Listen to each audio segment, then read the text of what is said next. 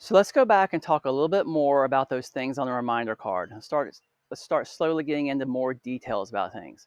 So on the reminder card that I mentioned earlier, number one on there is the annual shots. Okay, these are the VACCINES. Now there is just so much wrong with the whole concept of these things and of practicing medicine this way. And we'll devote a whole series of other videos to that later. But for now, I just want you to know that there are plenty of studies that find that these VACCINES, they last in the body for 7 or 10 years or more. So if you do still believe in them, you need to at least know that you don't need to be getting them repeated and updated every year or every 3 years. The problem is many vet clinics rely on these to get you to come in every year. That's actually the reason the reminder cards were created in the first place. It's not for the other things on the reminder card. They were shot reminder or VACCINE reminder cards originally. So more on that later.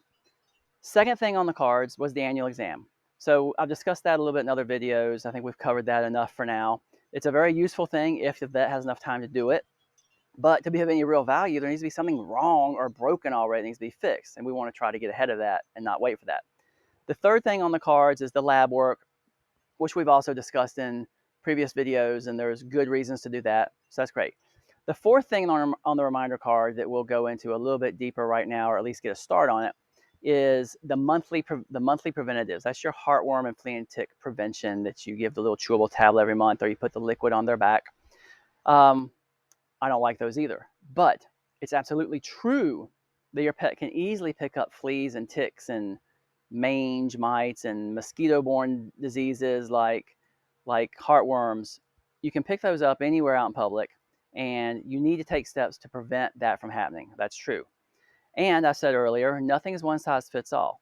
So just because the preventatives may work good for one pet, they may just not agree with another pet and cause seizures and all sorts of problems.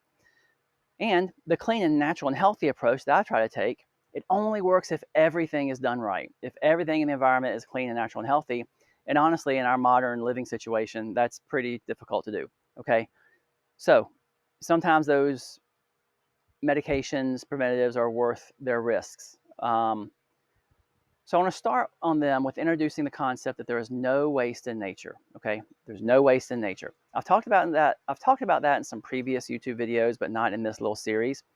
So I'm going to try to get more specific with it in smaller little chunks that are more manageable and easier to digest. Okay, but start thinking now about the fact. It's a fact. It's just a law of nature. There is no waste in nature.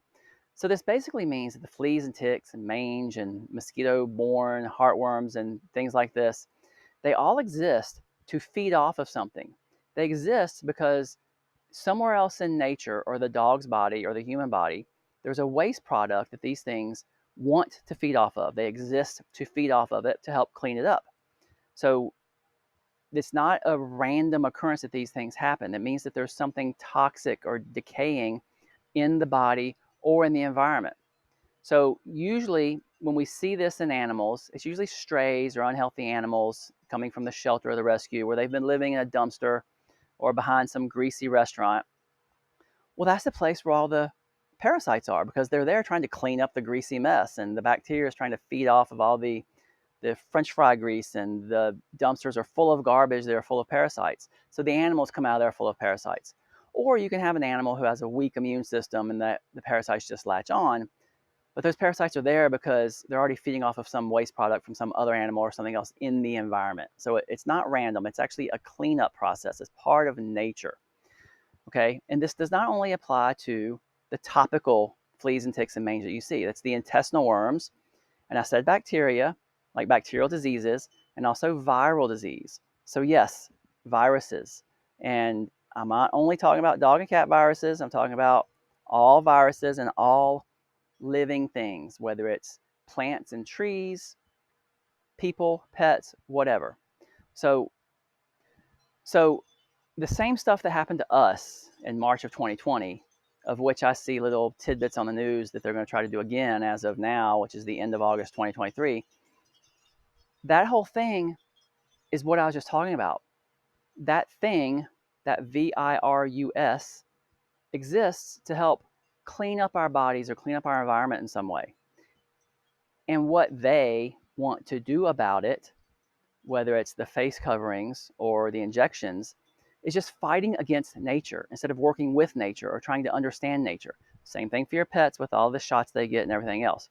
So if we can start to understand, and I will go into more detail of this in little segments, but if we can start to understand that nature knows what it's doing and try to work with it and understand it instead of the short-sighted man-made chemical injections, which are just as unnatural and anti-nature as you can get, well then we'll all be happier and healthier for it, us and our pets.